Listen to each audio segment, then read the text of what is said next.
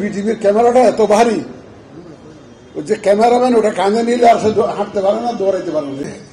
Wheel chair আছে না, wheel চেয়ারের চাকা দিয়ে ও টিন দিয়ে বানিয়ে তারপরে আমি বললাম যে ভাই আমি তো বিটিভির ক্যামেরা কিনি, প্রায় 18 লক্ষ টাকা দাম চায়, ওরা বাজেট বিদেশ থেকে আমদানি করতে হয়, আপনি টিন দিয়ে এরকম ক্যামেরা নিয়ে দেখি যে এটা ঘোরানোর ব্যবস্থা করছে, এইভাবে রেকর্ডিং করতেছে। আমি টিনের একটা চোঙা দিয়ে কিভাবে জানি তারা একটা ইন্ডিজিনাস মেথডে ক্যামেরা বানিয়ে চ্যানেল আইয়ের যাত্রা শুরু, এটা আমি চোখে দেখেছি।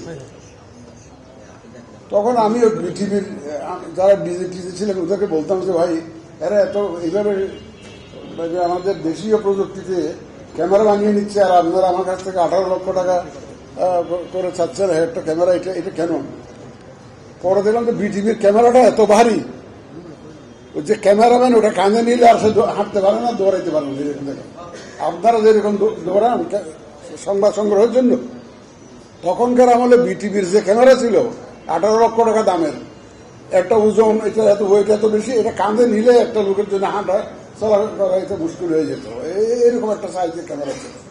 এখন প্রযুক্তি বদলেছে, দিন বদলেছে, এখন ক্যামেরার সাইজ হচ্ছে মোটামুটি ডিজিটাল ক্যামেরা এসে গেছে, আপনারা মোটামুটি কমফোর্টেবলি কাজ করতে পারছেন। আমি কিন্তু সাংবাদিকদেরকে কোনো সময় এখানকার কথা বলছি, আগে কোথায় ছিলাম সেটা বাদ দেন, এখানে আসার পর থেকে আমি আপনাদেরকে কোনোদিন পর ভাবি না। আমি মনে করি যে you are part and parcel of the election commission, এবং ইলেকশন কমিশনের একটা আপনারা গুরুত্বপূর্ণ একটা কম্পোনেন্ট হিসেবে আমি মনে করি। দেখেন, মানুষ ইলেকশন কমিশনকে দেখে কিভাবে? আপনারা হলেন মাধ্যম, যার মাধ্যমে মানুষ ইলেকশন কমিশনকে দেখে, আপনাদের মাধ্যমেই দেখে, আপনাদের চোখ দিয়েই দেখে। কারণ রিমোট এলাকাতে যে লোকটা আছে সে কিভাবে চিনবে ইলেকশন কমিশন আমরা কি কাজ করছি? সুতরাং তার দেখার মাধ্যম হলেন আপনারা, আপনাদের মাধ্যমে আমাদের পরিচিতি, আপনাদের মাধ্যমে আমাদের যত প্রোগ্রাম আছে এগুলো মানুষের কাছে পৌঁছানো।